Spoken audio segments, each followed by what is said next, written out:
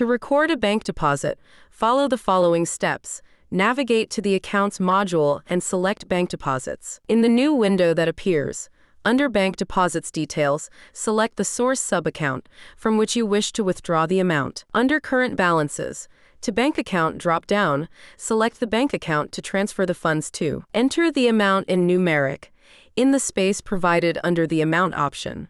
The system will automatically output the amount in words. Provide the check number and the bank reference number, which is the unique identifier assigned to a particular transaction. Enter the name of the service provider in charge of making the deposit.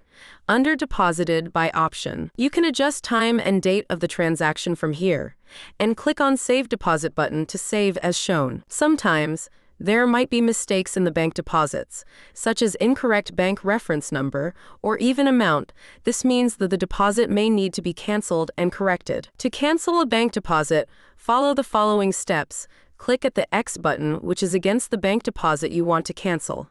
On the prompt that appears, select OK to confirm. On the new window pop up, enter the reason for canceling the bank deposit and click on the Cancel button to cancel.